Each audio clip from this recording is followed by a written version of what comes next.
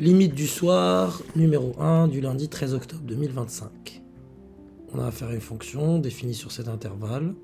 Donc là, 2 par valeur supérieure, donc 2 plus. C'est un 2 plus. Vous constaterez que si je remplace x par 2, j'ai un 0. Maintenant, il faut savoir si c'est un 0 plus ou un 0 moins. Pour cela, je vais étudier, parce que je dois calculer la limite en 2 plus, je vais regarder en 2 plus, si je suis sur l'intervalle 2 plus l'infini, quel est le signe de 4 moins 2x. Fonction du premier degré, je vous renvoie à l'étude de signe d'une fonction du premier degré, cours de seconde. Je considère l'intervalle moins l'infini plus l'infini. Je sais que 4 moins 2x s'annule en 2. C'est une fonction décroissante, donc sa courbe représentative, plutôt sa droite, elle est comme ça. Elle va s'annuler en 2 ici.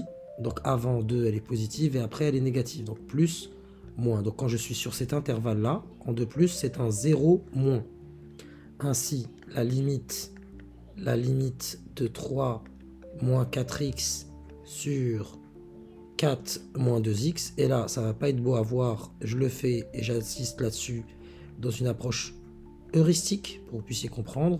Au numérateur, il n'y a pas de souci. Ça me fait, entre guillemets, éviter d'écrire ça comme ça, mais 3 moins 4 fois 2, donc 3 moins 8, ça donne moins 5.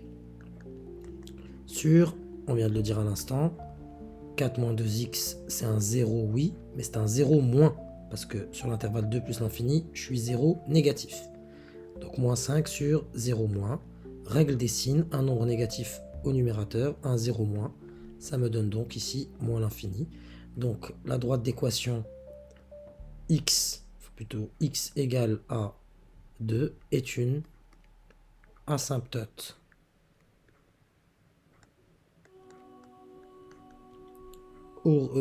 verticale à CF, courbe représentative de f. Voilà. Il faut voir son cours là-dedans. Ça tend vers un nombre réel ici. Vous avez un infini là. Donc vous avez une asymptote verticale d'équation x égale à 2. Maintenant, il faut aussi faire la limite en plus l'infini. Parce que c'est les bornes. Quand on nous demande aux bornes du domaine de définition. Domaine ou ensemble plutôt de définition. En plus l'infini, qu'est-ce que ça donne? J'opte pour une approche heuristique, encore une fois. Donc là, voyons voir ce qui se passe. Ça me fait 3 en plus l'infini. Voilà. Ça me fait 3 moins 4 fois plus l'infini sur 4 moins 2 fois plus l'infini. Vous comprenez que c'est une forme indéterminée. J'aurai moins l'infini au numérateur, moins l'infini au dénominateur. C'est une FI. Il faudra lever l'indétermination à travers une factorisation. On est habitué avec les suites numériques. Donc f de x, je vais l'écrire plutôt comme ça. X est différent de 0 dans la mesure où je suis sur l'intervalle 2 plus l'infini, il n'y a pas de souci à diviser par x.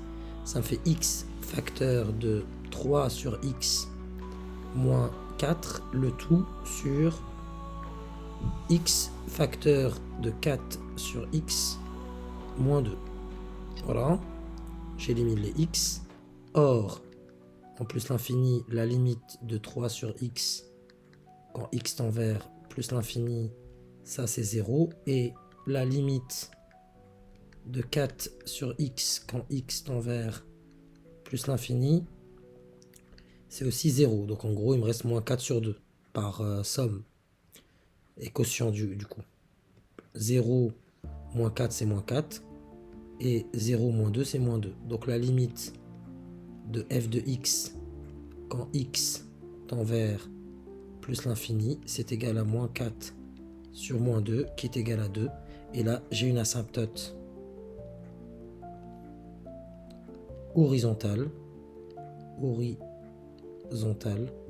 ACF d'équation, cette fois-ci c'est le y qui est concerné, d'équation y égale à 2. Et cela clôt l'exercice.